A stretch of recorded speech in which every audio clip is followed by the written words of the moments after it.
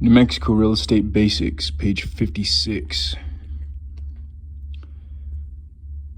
If the decision is in favor of the landlord, the judge will issue a writ, W-R-I-T, of execution not later than 7 days from the date of trial. The sheriff executes the writ and restores possession to the landlord. If the decision is in favor of the tenant, the tenancy continues. The landlord has a duty to store the tenant's property for 3 days when the termination was for non-payment, 30 days when termination is by abandonment, absence of the tenant without notice for more than 7 days after rent is delinquent, and 14 days if termination is by surrender. Prevailing parties can collect attorney fees.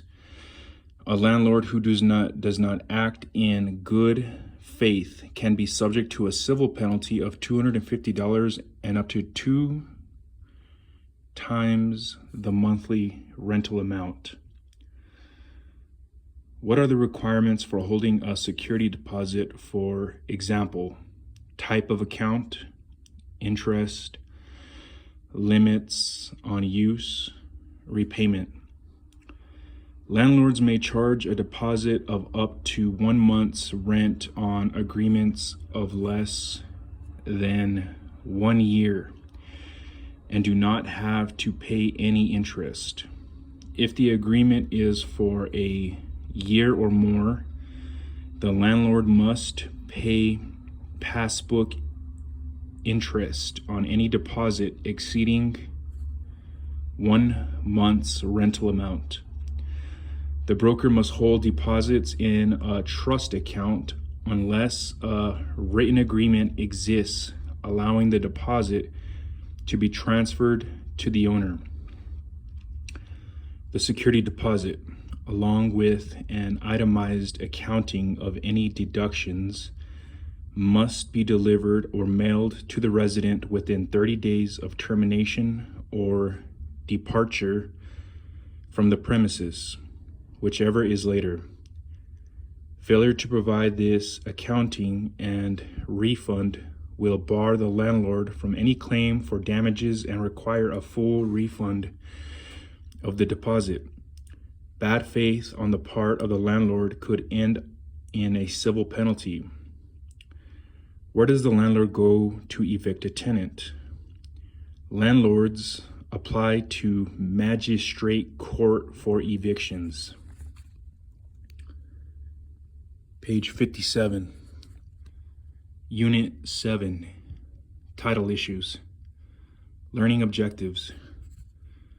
When you have completed this unit, you will be able to identify tax and lien issues and explain how zoning regulations impact real estate in New Mexico. Introduction. Encumbrances can affect the property's value, its title marketability, and its transferability. This chapter covers basic information about New Mexico's specific rules regarding property taxes, encumbrances such as licenses, easements, and adverse possession, and zoning regulations. New Mexico property taxes. What is New Mexico's property tax year? New Mexico's property tax year begins on January 1st and ends on December 31st of the calendar year. How are properties assessed? Property to be assessed at its fair market as of January 1st of the current tax year. Property valuation increases are capped at 3% over the previous year's value, or 6.1% of the previous 2 years' value. These caps would not apply in the case of new improvements to the property or in the year of transfer.